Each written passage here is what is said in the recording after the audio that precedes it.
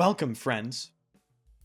Today, we will be doing the final part of the Rich Mitch Discovery Set series, Miraculous.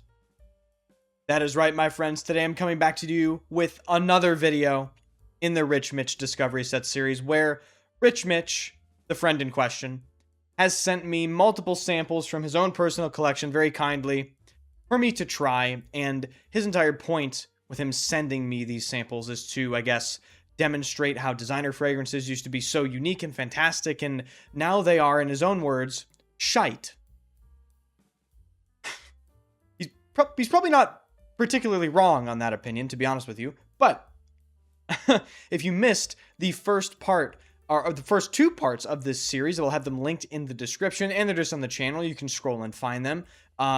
He actually sent me 29 samples, and we'll be doing the final 9 in this video. So today I'll be sampling Vintage Bel Ami, Vintage Dior Silver Stem, we got Cologne Official, Menthe Fraîche, a lot of his staples. So there's a lot of great stuff in here. I think we're going to start right off the bat with Hermès Bel Ami. So I actually have experience with Hermès Bel Ami. I used to own the mid-vintage. Not the shaker bottle, not the brand new bottle, but the weird sort of, what is it called? Urbanescence style mid-vintage bottle. Might be controversial. I actually don't like Bel Ami very much. I actually kind of struggle with the DNA. I much prefer a fragrance by Parfum d'Empire, perfumed by Marc-Antoine Corticchiato, called Eau de Gloire. That's kind of his brand's take on Bel Ami, and I kind of much prefer it. It smells higher quality, just to put it bluntly. So, but I haven't smelled Bel Ami in a long time, so let's see how I react to it this time. Yeah, so it's that very familiar, warm, spicy leather. It smells very, very French to me. Of course, with it being in Hermès, there are a few things that are more French than Hermès. Maybe only Guerlain, but... Yeah, it's a beautiful, spicy, kind of a soapy, slightly dirty leather. It's almost like to me, Bel Ami has always come across as kind of like a Cuir de Russie leather. Maybe that's a bit, controversial of an opinion, but the leather note in particular does give that sort of vibe to me, but it's not a Cuir de Russie. It's beautiful, it's aromatic, there's definitely a lot of spices and herbs and maybe a slight citrusy touch. My problem with Bel Ami is that, honestly, it does smell just a little bit synthetic to me. Something about the leather note, something about maybe some of the aroma chemicals used in here. I'm not entirely sure. That's why I prefer the Parfum d'Empire. It does come across to me as just a little bit more natural, but Bel Ami, it's a celebrated classic. Once again, if this is one of your favorite fragrances of all time, it's only my opinion. Don't be offended. I know Bel Ami is well beloved in the community. Okay, moving on. Is this rage bait? This says Sauvage EDP. Is this rage bait? There's no way Rich Mitch sent me Dior Sauvage Eau de Parfum. There's just no way. I refuse to believe he owns this fragrance, and I refuse to believe he would send this to me. This has to be Eau Sauvage Parfum. But what? Wait, no, it can't be, because it's EDP. It's Eau de Parfum. It can't be the parfum of Eau Sauvage. So what is this? No, it definitely is Eau Sauvage Parfum. Okay. Rage bait averted. I was about to be very surprised. I wonder if this is the 2012 or the 2017. Maybe he can let me know in the comments section which version this is. I own the 2017. Maybe this is just me saying this, but this smells different than the version that I own. This could be the 2012, the deep vintage with myrrh. Yeah, I mean, it's very familiar as Eau Sauvage Parfum. It's absolutely gorgeous with that beautiful sort of smooth, resinous, citrusy, oily, rounded citrusy sort of feel. Very masculine, beautiful vetiver and lavender. It's just a wonderful fragrance. In either version, the 2012 or the 2017. Again, I'm not too sure which version this is. I have a feeling this might be the older vintage because the color is actually quite different than the bottle that I own. So, yeah, gorgeous, beautiful. If Francis Kirkjohn reformulates this and destroys it, let's move on. All right, we have another fragrance here. What is this called? Patch. Patchouli Patch. Is this a L'Artisan Parfumeur, maybe? Patchouli Patch? That's the only patchouli that I'm aware of with that name. Potentially Patchouli Patch from L'Artisan Parfumeur. It's in my mouth. It's literally, I can taste patchouli. It doesn't taste good. Really not good. It's a massive, scratchy patchouli. That's for sure. I love it, though. I mean, I love patchouli. I own Frederic Malle Monsieur and, you know, Serge Lutens Borneo 1834 and Coromandel and all this sorts of stuff. But this is a very camphoraceous patchouli. It's very green. There's almost something minty about it. Definitely that's sort of more vintage leaning, almost hippie patchouli in my opinion. It's beautiful. It really does remind me of Frederic Malle Monsieur. It does. I mean, it's not as ambery. It's definitely not as scratchy and in your face. Monsieur is definitely kind of like a fuck you patchouli. It really is. Whereas this, I feel it's a little bit more elegant. It's not as rugged. It's gorgeous though. Moving on, we have what I believe to be Healy, James Healy, Menthe Fraiche. Wears this a lot. I believe he broke his bottle recently, Rich Mitch. What are you doing, man? Stop breaking bottles. Hello? Be careful, okay? Oh, yeah, that's definitely mint. Reminds me of Guerlain Herba Fresca a little bit immediately. Almost identical in the air, at least initially. So, yeah, it's a absolutely wonderful mint note though. It's not toothpastey. It's not too sharp like Geranium Pour Monsieur by Frederic Malle. This is so green. It's so lush. It's so realistic. It doesn't smell synthetic in any way, shape, or form. This is so natural and well balanced. Immediately one of the best mint fragrances I've ever smelled. It's up there with Mea Fushuni Shukran. It's up there with Amouage Beach Hut Man, Herba Fresca. And Cartier Oud and Mint, which is underrated. Really underrated. Yeah, Menthe Fraiche, beautiful. If you've never smelled anything from the brand of James Healy, criminally underrepresented brand. You will never hear people talk about them. It's so sad. They have so many phenomenal fragrances. Menthe Fraiche is one of them. I own Cardinal. Eau Sacrée is also beautiful.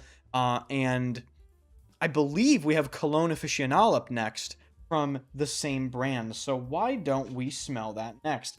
Yes, we do have Cologne Officinal from James Healy. Now, I'm excited for this. I've considered getting a sample of this to see if I want to buy it, because I hear people rave about this. So I am very interested. James Healy Cologne Officinal. Let's see what all the fuss is about, you know? Ooh, that's different. That's very different than what I expected. It's very, it's almost undetectable. It's very, very light. You know, I don't know why, but this immediately almost reminds me of Les Abstrait's Philosopher's Walk, in the way that it's kind of like this, it's like lavendery, light, fresh, clean thing. But there's something else in here. It's sort of green. It's very, very aromatic and green. I think there's definitely lavender. I detect a sort of lavender texture, like that purple herbal sort of edge. Yeah, but it does strangely remind me of Les Abstrait's Philosopher's Walk a little bit. It's in the same ballpark in terms of like what I would wear it for. Clean, fresh, almost fougere, almost barbershoppy sort of thing. much lighter than I thought it would be. But then it is called Cologne Officinal, and I'd imagine this is a real eau de cologne. I'm actually not sure what the concentration is. Maybe this is an eau de parfum parading as a cologne, but I don't know. Very beautiful, very, very beautiful. So far, all of these samples have been absolute bangers. I mean, Rich Mitch has great taste, in my opinion. All right, next up is a fragrance I have absolutely no idea about. It is called Ardent. No idea. I've already sprayed it. Let's see what's up. Ooh, okay. This is sweet. Sweeter than I thought it would be. Not familiar with this fragrance at all. So I might have to look this up. So I pulled it up. Apparently this is from Antonio Rock? Something like that. I have no idea. But yeah, to me this is sort of like almost like a spicy, cloudy, wispy vanilla, maybe Tonka thing. I haven't looked at the notes, but it's definitely this cloudy, creamy, sort of sweet thing to my nose. Not the thing I would think Rich Mitch would own, but it's very beautiful. It's very well balanced. Slight, like, smoky edge, maybe? Little, sort of something that's smoldering. At least in the opening. I wonder how that would dry down. It is actually a very interesting smell. Okay, moving on. This needs no introduction. This is Dior Fahrenheit. I imagine it is also a vintage bottle of Dior Fahrenheit, which I've never smelled. Now, I do own Amouage Portrayal Man, which is, for all extensive purposes, Amouage's take on the Dior Fahrenheit DNA. So I expect sharp violet leaf, gasoline, leather, masculinity, ozonic sort of thing. And that is exactly what I got. And wow. I mean, it's just amazing. It's fantastic. I should really get a bottle of vintage Dior Fahrenheit and sell my Amouage, because I could probably get 2 vintage Dior Fahrenheits for the price of Portrayal at this point. And honestly, I don't see how Portrayal's necessarily better. It is a little bit different. Portrayal Man from Amouage has more of like a vetiver inflection, and I would say there's definitely some sort of like incensey stuff going on in there, but this is big gasoline, big leather, huge violet leaf, super ozonic and watery. It's excellent. It really is. So unique. God, this makes me sick at what Dior is like currently doing. They just released something called Paradise, and apparently it's, in their Privé collection, and it's $400, $500 for this fruity thing that lasts like 4 hours. It really is sad. Okay. Last but certainly not least, we have a heavy hitter here. This is vintage Chanel Antaeus that I cannot locate the sprayer for, but I finally found it. Vintage Chanel Antaeus. Regular viewers of the channel will know I love Chanel Antaeus. I don't own a vintage bottle. I own a 2024 bottle, so it's very, very modern. I love the modern bottle. I am going to be very interested to see how much more aggressive this bottle of Antaeus is. I'm not sure when this vintage is from. I'm not sure if it's an 80s bottle or a 90s bottle, but I do remember him talking to me when he was sending me the samples and mentioning something about a deep vintage Antaeus, so this could be an 80s bottle. Let's see. Oh. Yeah, that's Antaeus. Holy shit. Whoa, okay. You know what? I have to give Chanel credit, because the modern version of Antaeus literally smells identical to this, except it's just about 25% thinner, basically. Thinner / like tamer, however you want to say it. This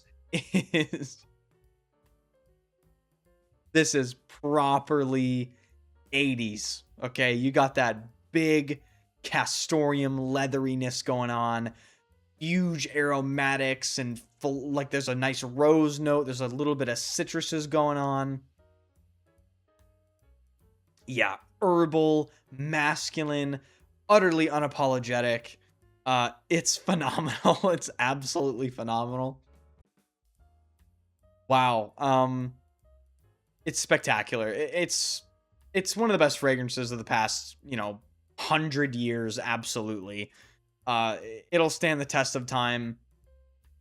Absolutely love Antaeus. I need to get a vintage bottle because it's fantastic. Okay, and last but certainly not least, this is a sample of vintage Dior Homme Silver Stem. I imagine this is the 2005 variant. I own a bottle of Dior Homme 2005, so I know this scent profile very well. This is one of the most influential modern designer fragrances of all time. This was one of the most unique releases and offerings at the time, bringing the note of iris into the realm of masculine designer perfumery. Olivier Pols, of course, making this for Dior. A lot of people call this the Chanel in a Dior bottle. This is just gorgeous. Oh, to think you could walk in to a store and buy this at retail, and it was not an arm and a leg, and it smelled like this. Unbelievable nowadays. Absolutely unheard of. I mean, this is incredible. Oh, just buttery, creamy, smooth iris with this incredible cacao and citruses and these aromatic touches with like clary sage. It's just fucking insane. It's so good. It's amazing. Ladies and gentlemen, if you are going to go into like vintage hunting, right? You don't really know where to start, but you're a fan of Dior. I'm telling you right now, Dior Homme Silver Stem, if you can find a proper bottle from a legitimate seller that isn't a criminal price, it is a no-brainer. It's a no-brainer. It's one of the best designer fragrances of all time. Period. End of story, in my opinion. Oh my God. I just cannot believe you could just walk in the store and buy this. It's incredible. Oh, man. All right, so that's going to wrap up the Rich Mitch sample series. Unfortunately, that was the final sample. In terms of Rich Mitch's taste, I think the man has a very particular set of fragrances he likes. He loves his vintage designers, as you can tell with the amount that are featured in this one video, and of course the prior videos that will be linked in the description. Thank you so much, Rich Mitch. These samples are of incredibly expensive and difficult to find things. He didn't make me pay for any of these. He just sent them on over, no questions asked. So that just goes to show you, Rich Mitch is a true frag head, a true real one. You know what I mean? So subscribe to Rich Mitch's channel. That'll be in the pinned comment. Go show him some love. He makes fantastic videos, and he's just a great dude. So appreciate you guys watching. If you enjoyed, hit the like button, hit the sub button. Be sure to subscribe to Rich Mitch's channel as well, and I will see you guys in the next video.